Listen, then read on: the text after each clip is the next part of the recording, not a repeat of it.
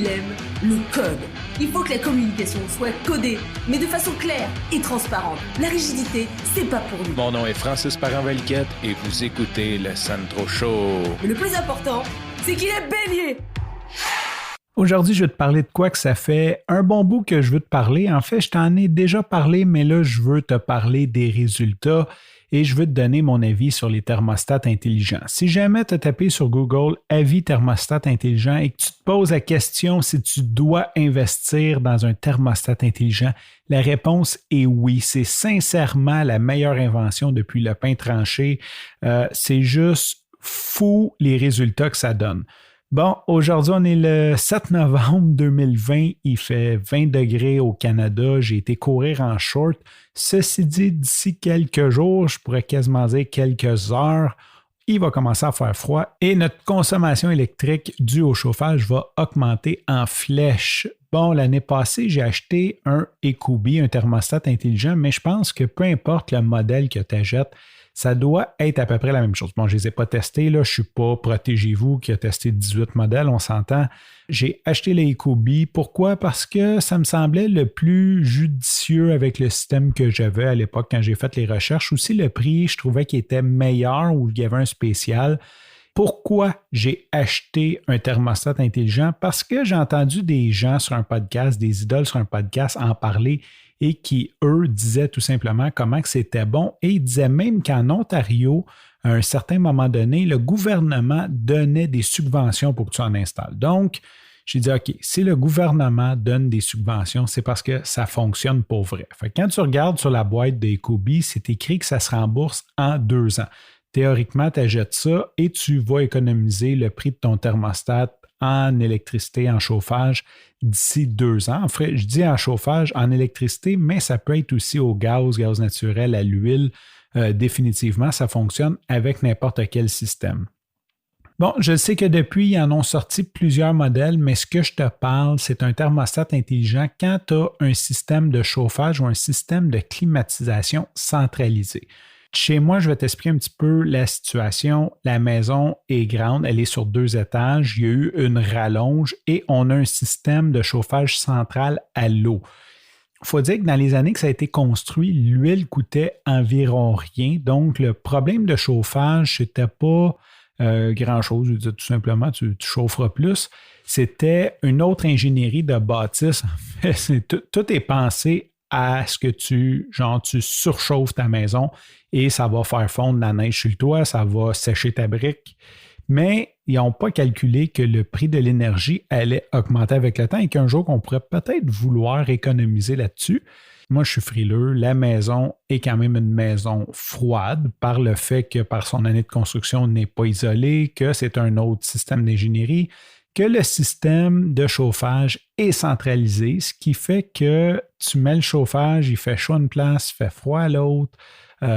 C'est dur de réussir à trouver une espèce d'équilibre et aussi, ces systèmes de chauffage-là vont réagir selon la température intérieure. Donc, à certains moments, tu vas mettre, mettons, le thermostat à 22, tu vas être bien partout dans la maison, mais s'il fait plus chaud, ça, ce qui est vraiment étrange, plus qu'il fait chaud, plus qu'il fait froid dans la maison, parce que là, le système va détecter que son delta T n'est pas si haut que ça, fait qu'il va partir moins fort, puis il n'arrive pas à chauffer certaines places de la maison, mais ton thermostat atteint quand même le niveau. Bon, je ne rentrerai pas trop technique, mais en gros, c'est très dur de trouver une zone de confort quand tu as un système centralisé avec un seul thermostat. Je pense que c'est la règle des choses, même si on se souvient, je pense à l'école, on avait toujours juste un thermostat, puis comme il y a des classes qu'on brûlait, puis d'autres classes qu'on gelait, c'est à peu près le même principe tout simplement. Pourquoi tu devrais définitivement acheter un thermostat électrique? C'est pas compliqué, il y a 2 piliers à ça. Premièrement, tu vas économiser de l'énergie et deuxièmement, tu vas pouvoir contrôler avec beaucoup plus de précision et ainsi obtenir un niveau de confort supérieur. Quand je parle de confort supérieur, je te l'ai dit, je suis frileux. L'an dernier, sincèrement, ça a juste été, je vais dire en français québécois, ça coche. Je vais commencer par l'aspect confort de la chose. OK, tu as un thermostat que lui peut avoir des thermostats satellites. Donc, tu peux acheter des sensors qui appellent que tu peux mettre dans d'autres pièces.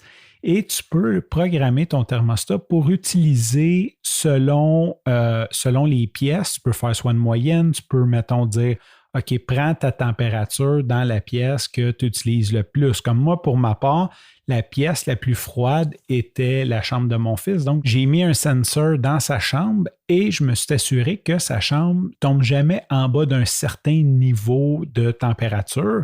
Et ce que ça fait, c'est que la maison est confortable à grandeur. Mais là, tu vas me dire, oui, mais tu aurais pu juste monter le gros. Non, parce que quand tu montes juste le gros, comme je te disais, dépendant de la température extérieure, ça ne s'ajuste pas et tu fais juste augmenter ton coût d'énergie. Tandis que là, c'est fou à dire, mais en étant plus confortable comme ça, on a quand même diminué notre coût d'énergie.